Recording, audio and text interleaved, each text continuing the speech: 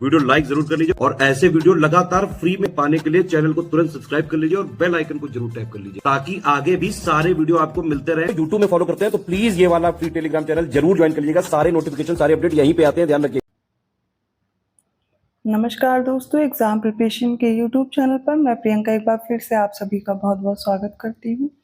History के MCQs में solve करा रही थी रात को 9 बजे वाली जो ये सीरीज आती है। अभी आज से मैं ज्योग्राफी के क्वेश्चन शुरू कर रही हूँ, सब्जेक्ट वाइज अभी क्वेश्चन करा रही हूँ। तो हिस्ट्री की मैं अलग से प्लेलिस्ट रेडी कर दूंगी और ये फिर ज्योग्राफी की अलग से हो जाएगी, ठीक है। अगर आप न्यू हैं इस चैनल पर तो डेली दोपहर 1 बजे जीएस की क्लास आती है और रात को 9 बजे इसी चैनल पर मॉक टेस्ट आप मेरे साथ सॉल्व करेंगे जो कि आरओ एग्जाम और यूपी पीसीएस दोनों के लिए इम्पॉर्टेंट है। साथ में जो बच्चे पेड कोर्स ज्वाइन करना चाहते हैं, इंटरेस्टेड हैं, वो स्टडी फॉर सिविल सर्विसेज का पेड कोर्स ज्वाइन कर सकते हैं क्योंकि जुलाई में 27 जुलाई को आपका एग्ज़ाम है आरओ का। तो जो बचा हुआ समय है तो बेहतर ढंग से अभी भी आप प्रिपरेशन करके ज़्यादा से ज़्यादा प्रैक्टिस करके आप एग्ज़ाम क्वालिफाई कर सकते हो। आपको जो कोर्स में दिया गया मटेरियल है सिर्फ उतना फॉलो करना, उसके अलावा कुछ भी नहीं पढ़ना होगा। हिंदी, जीएस, करंट अफेयर सब चीज़ें आपकी बहुत अच्छे से कंप्लीट हो जाएंगी और जो टेस्ट सीरीज डेली दी जाएगी, डेली प्रैक्टिस कराई जाएगी, वो एग्ज़ाम ओरिएंटेड है। जैसे क्वेश्चन एग्जाम में पूछे जाते हैं वही इंक्लूड होंगे। और यूपी पीसीएस 2025 की तैयारी आप शुरू कर सकते हैं। नया कोर्स लॉन्च हो चुका है, इसमें आप प्री प्लस मेंस की तैयारी अभी से शुरू कर सकते हैं। तो कोर्स से रिलेटेड जानकारी होगी, अगर कोर्स ज्वाइन करना है डिस्क्रिप्शन बॉक्स में मैंने नंबर प्रोवाइड किया है, आप उन पर कॉल या मैसेज करके इन्फॉर्मेशन ले सकते हैं। और कोशिश कीजिए कि जो आप पढ़ रहे हैं उसको बेहतर ढंग से रिवाइज भी करते रहिए। जैसे कि क्लासेस इस चैनल पर पहले से भी दी गई हैं आरओ के लिए, जब से एग्ज़ाम के लिए आई थी नोटिस। तो आप जो पहले क्लासेस हुई उन्हें तो रिवाइज ही कीजिए और जो नई क्लासेस चल रही है उनको फॉलो करते रहिए, ठीक है। चलिए आज की क्लास बिना देर किए स्टार्ट करते हैं। 161 क्वेश्चन है, भारत से उत्पन्न पराचुंबकीय परिणामों से संकेत मिलते हैं कि भूतकाल में भारतीय स्थलपिंड ने अपने स्थान में बदलाव किया है। किस दिशा में किया है ये पूछा गया, उत्तर को, दक्षिण को, पूर्व को या पश्चिम को। तो इसका सही उत्तर होगा उत्तर की ओर, ठीक है। 162 क्वेश्चन है, निम्नलिखित वक्तव्यों पर ध्यान दीजिए और बताइए कौन सा सही उत्तर होगा। कथन है हिमालय से निकलने वाली सभी नदियां सतत वाहिनी हैं और इसका कारण दिया गया क्योंकि हिमालय अपनी वर्षा का अधिकांश दक्षिण पश्चिम मानसून से प्राप्त करता है। अब इनमें से कौन से कथन सही हैं ये आपको देख करके बताना है। तो इसमें कथन और कारण दिए गए हैं, ये उत्तर आपके सामने है। तो देखिए जितनी भी हिमालयी नदियां हैं वो सतत वाहिनी हैं, साल भर उनमें पानी रहता है, पानी की कमी नहीं होती है, ठीक है। और हिमालय अपनी जो वर्षा का अधिकांश भाग है वो साउथ वेस्ट मानसून से प्राप्त करता है, ये भी सत्य है। लेकिन हिमालय की नदियां सतत वाहिनी है ये इसका कारण नहीं है। हिमालय की जो नदियां हैं सतत वाहिनी क्योंकि ये ग्लेशियर से निकलती हैं, ठीक है। तो इनमें वर्ष भर प्रवाह रहता है, ये इसका कारण नहीं है। लेकिन दोनों ही कथन सत्य हैं, इसलिए हम ऑप्शन बी चूज करेंगे। कथन और कारण दोनों सही हैं लेकिन कारण कथन की सही व्याख्या नहीं कर रहा है। अगला प्रश्न है, उत्तर भारत में उप हिमालय क्षेत्र के सहारे फैले समतल मैदान को क्या कहते हैं, तराई, दून, खादर या भाभर। इनमें से बताना है। तो देखिए जैसे ये हिमालय है, ठीक है, हिमालय से नदियाँ आ रही हैं बह करके और ये अपने साथ क्या करती हैं, बहा कर लाती हैं बड़े बड़े बोल्डर्स, पत्थर, और ये ला करके एक जगह यहाँ पर इकट्ठा करती हैं, ठीक है। ये वेग से आती हैं तो अपने साथ कई टुकड़े करते हुए लेके चली आती हैं और इन्हीं के बीच में ये नदियाँ गायब हो जाती हैं। अब आगे बढ़ती हैं तो यहाँ पर फिर से ये सामने आती है जहाँ पर ये बोल्डर पत्थर खत्म होते हैं, तो ये वाला रीजन बन जाता है और इसके बाद फिर बाकी हम ऐसे देखेंगे रीजन।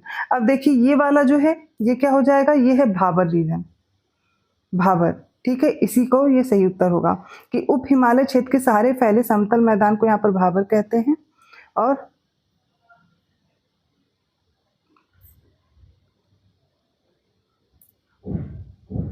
ये भाबर से आगे बढ़ेंगे तो इस रीजन को हम तराई कहते हैं। तराई के बाद खादर और बांगर आता है, तो पहले बांगर है फिर खादर है, ठीक है। तो यहाँ पर ये याद रखेंगे। इसका राइट आंसर क्या होगा, ऑप्शन डी। बाकी आगे मैं भी खादर बांगर सब एक्सप्लेन करूंगी, ऑप्शन डी करेक्ट होगा। तो शिवालिक शैल समूह के दक्षिण में भाबर क्षेत्र किसका उदाहरण है, मध्य भूमि स्थिति का, अंतरा पर्वतीय स्थिति का, या फिर गिरिपाद की स्थिति का, या फिर अनुसमुद्री स्थिति का। तो इसका राइट आंसर होगा ऑप्शन सी, गिरिपाद स्थिति का। अगला प्रश्न देखिए क्या, निम्नलिखित में से कौन से चट्टान प्रणाली भारत में नवीनतम है, विंध्यन, कुडप्पा, धारवाड़ या फिर गोंडवाना। इसका राइट आंसर होगा ऑप्शन डी, गोंडवाना इनमें सब में नवीनतम है और इसी में सबसे ज़्यादा आप देखेंगे कोयले के निक्षेप पाए जाते हैं, ठीक है। तो सबसे ज़्यादा कोयला किस में पाया जाता है? गोंडवाना चट्टानों में।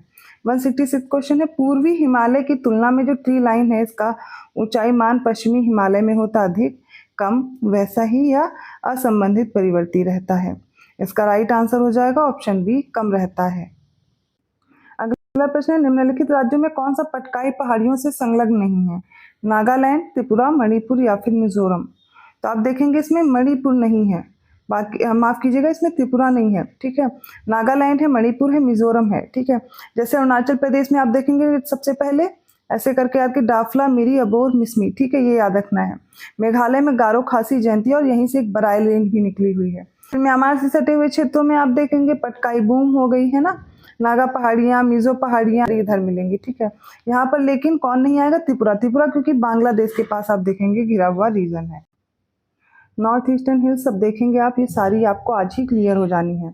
सबसे पहले अरुणाचल प्रदेश में डाफला, मिरी, अबोर और मिसमी है, ये आती हैं आपको सेट करने के लिए उत्तर, ये पश्चिम से पूर्व की ओर या पूर्व से पश्चिम की ओर।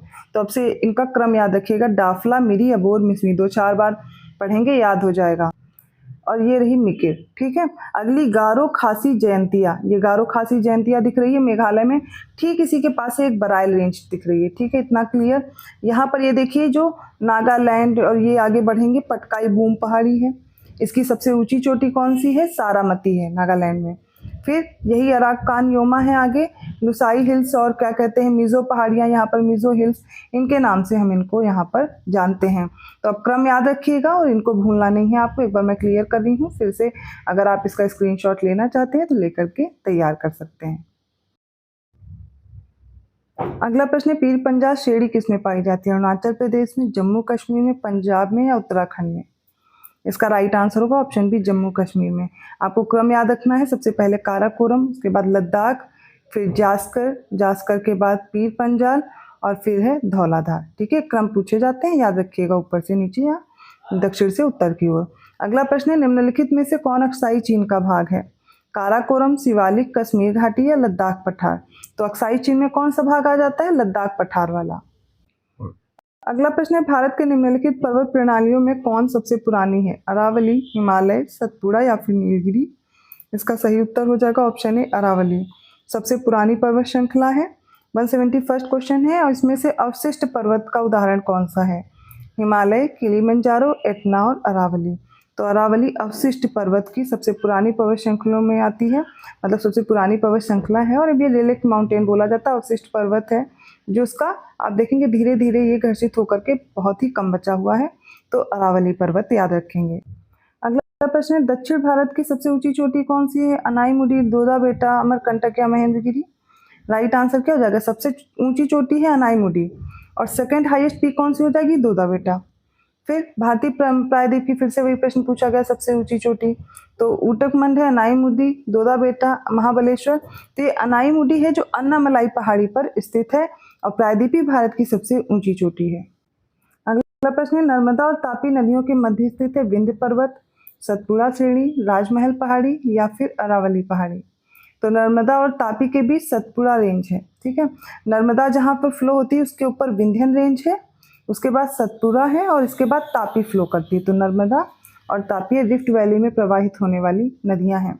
अगला प्रश्न है, निम्नलिखित में से कौन एक कर्नाटक, केरल, तमिलनाडु राज्यों के मिलन स्थल पर स्थित है?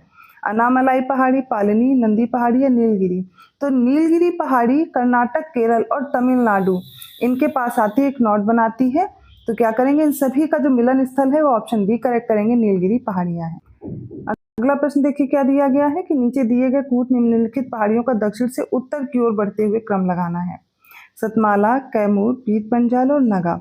आपसे पूछा गया दक्षिण से उत्तर की ओर लगाना है, ठीक है। तो इसका राइट आंसर देखिए क्या हो जाएगा, सबसे नीचे कौन सी हिल्स हो जाएंगी? तो वो हो जाएंगी सतमाला, और सबसे ऊपर कौन सी हो जाएगी सबसे उत्तर में? वो पीर पंजाल हो जाएगी। तो आप देखेंगे पीर पंजाल, और इसमें से पीर पंजाल आप देखिए सबसे लास्ट में यही दी गई है, सतमाला सबसे उसमें। तो ऑप्शन क्या हो जाएगा? बी, 1 2 4 3। देखिए आपको कुछ भी पता हुआ करे उस तरह से आपको ये नहीं क्रम पता होगा कि ये यहाँ पर स्थित हो, यहाँ पे स्थित है, लेकिन ये जरूर पता है सतमाला क्या हो जाएगी, ये सबसे दक्षिण में हो जाएगी और सबसे उत्तर में पीर पंजाल है, जम्मू कश्मीर वाली है ना, सबसे ऊंचाई पर तो वही होगी, बस उसको अरेंज करेंगे। तो अभी हम लोगों ने नागा पहाड़ियाँ देखी थी, ठीक है, नागालैंड में, ठीक है, पटकाई बूम नागा, और फिर मिजो हिल्स, ये आपने देखा था ना। फिर इसके बाद देखेंगे कैमूर, कैमूर आप देखेंगे सतमाला से क्या हो जाएगा, उत्तर में होगी, सतमाला सबसे दक्षिण में है। अगला प्रश्न है, निम्नलिखित में से कौन महाराष्ट्र में स्थित है, नहीं स्थित है माफ कीजिएगा, बालाघाट श्रेणी, हरिश्चंद्र श्रेणी, सतमाला और मांडव पहाड़ियाँ। तो इनमें से कौन सी नहीं है, मांडव पहाड़ियाँ नहीं है, सी करेक्ट होगा। अब अगला प्रश्न आपसे यही पूछ लिया गया कौन सा सुमेलित नहीं है, ठीक है। गरजात पहाड़ी उड़ीसा में, मांडव हिल्स महाराष्ट्र में, नल्लामलाई आंध्र प्रदेश और शिवराय पहाड़ियाँ तमिलनाडु में। देखिए अभी मैंने बताया था कि मांडव पहाड़ी महाराष्ट्र में नहीं है, ये पहला प्रश्न था। अब उसी को आपको मैच करने के लिए भी अगला प्रश्न बना दिया गया है। तो देखिए मांडव हिल्स कहाँ पर है, ये एमपी में है, कहाँ पर, मध्य प्रदेश में, धार जिले के पास पड़ती हैं पहाड़ियाँ। बाकी सारी करेक्ट हैं जिन्हें आप लर्न कर सकते हैं। अगला प्रश्न है, लिस्ट 1 को लिस्ट 2 से मैच करेंगे। एक तरफ राज्य है, उनकी सबसे ऊंची चोटियां दी गई हैं, केरल, नागालैंड, उत्तराखंड, तमिलनाडु, दोदा बेटा, नंदा देवी, अनाईमुडी और सारामती। अभी नागालैंड की मैंने सबसे ऊंची चोटी आपको याद कराई थी, सारामती है, ठीक है। फिर मैंने बताया था ये जो दोदा बेटा है सेकंड हाईएस्ट पीक है, और उत्तराखंड की सबसे ऊंची चोटी नंदा देवी है। अनाईमुडी सबसे ऊंची चोटी है, ठीक है, तो ये भी याद रखिएगा। यहाँ पर अब देखिए क्या हो जाएगा, दोदा बेटा ये हो जाएगी तमिलनाडु और केरल की अनाईमुडी। अब हम देखेंगे कौन सा आंसर करेक्ट होगा, ठीक है। 3, 4, 2, 1, तो ऑप्शन सी करेक्ट हो जाएगा। अगला प्रश्न है, प्रथम भारतीय नारी जो एवरेस्ट शिखर पर चढ़ने में सफल हुई थी वो कौन थी, बछेंद्री पाल, डिकी डोलमा, संतोष यादव या पीटी उषा। राइट आंसर है ऑप्शन है बछेंद्री पाल। अब एक करंट अफेयर का क्वेश्चन है, अभी आपको बताना है कौन सी अभी एक लड़की है, अभी करंट का आपको एक क्वेश्चन है, होमवर्क है, उसका आंसर आप लोग कमेंट करके बताएंगे कि कौन है जिसने अभी, मतलब एक लड़की है उसके बारे में आपको बताना।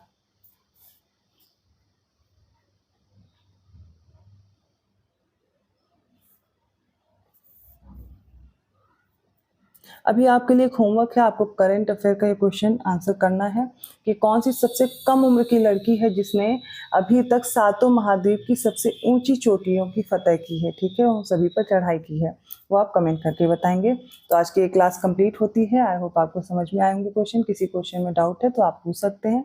वीडियो अच्छा लगा तो लाइक जरूर कीजिए, चैनल को सब्सक्राइब कर लीजिए अभी तक नहीं किया। और ऐसी मोस्ट इंपॉर्टेंट क्वेश्चन के साथ मैं मिलती हूँ अगली क्लास में, तब तक के लिए धन्यवाद।